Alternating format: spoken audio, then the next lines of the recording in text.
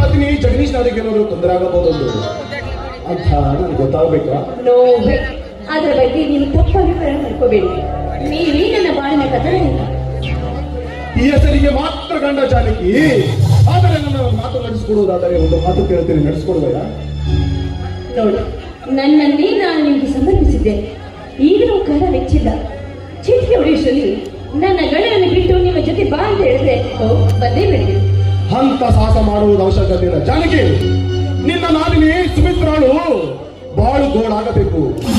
ಆ ವಿಷಯದಲ್ಲಿ ಜಗದೀಶನಿಗೆ ತೊಂದರೆ ಆಗಬಾರದು. ಅರ್ಥವಾಯ್ತೆ? ಅಷ್ಟೇ ತಾನೆ. ಓಕೆ, ಆದ್ರೆ ನೀವು ಮಾತ್ರ ನನ್ನ ಕೈ ಬಿಡಬಾರ್ದು. ನಾನು ನಿನ್ನನ್ನು ಹೊರತು ಯಾರನ್ನು ಪ್ರೀತಿಸಲ್ಲ ಜಾನಕಿ. ನಿನ್ನ ನಾದಿನಿ ಯಾವ ಒಬ್ಬ ತಲತಿರಿಕನಿಗೆ ಮೀಸಲಾಗಿದ್ದಾಳೆ. ಹಾಗೆ ಅವನಿಂದ ದೂರ ಆಗಬೇಕು. ಈಗಲೇ ನೀನು ರಾತಾಂತರ ಮಾಡುವುದು ಬೇಡ. ಹೌದು, ಅವರು ಅಷ್ಟೇ ಅಲ್ಲ, ಸೋಲು ಹಾಕಿಕೊಂಡು ಗಾಯಕಿಯಂತೆ ಮೆರೆಯುತ್ತಿರುವ ಸುಮುರಾಡಿ ಸುಮಿತ್ರ ಗತಿ ಅಧೋಗತಿ.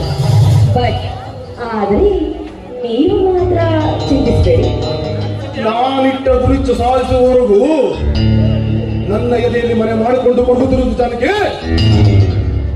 ಈ ಕಾರ್ಯಕ್ಕೆ ಇಂದಿನಿಂದಲೇ ಕೈ ಯಾಕೆ ಅವನ ಸರ್ವನಾಶವನ್ನು ಮಾಡುವುದು ಮಾತ್ರ ತಲೆಯಲ್ಲಿ ಜ್ಞಾಪಕ ಇಟ್ಕೋ. ಅವಳ ಗತಿ ಅಧೋಗತಿ ಆಗುತ್ತೆ. ಅದರಲ್ಲಿ ಆ ಸುಮಿತ್ರನ ಮೂಯಿಸಿದ ಮನ್ಮಥ ಯಾರು ತಿಳಿದುಕೊಳ್ಬೋದಾ? ಈಗ ಸತ್ಯದಲ್ಲಿ ತಿಳ್ಕೊಳ್ಳೋದು ಬೇಡ. ನಿಮಗೆ ಮುಂದೆ ಅರ್ಥ ಆಗುತ್ತದೆ ನಿಮಗೆಲ್ಲ. ಓಕೆನಾ? ಓಕೆ. ಇದೇನು ಹಾಗೆ ಹೋಗ್ತೀನಿ ಅಂತ ಹೇಳ್ತಿದ್ದೀರಲ್ಲ, ಇದು ಯಾವ ನ್ಯಾಯ?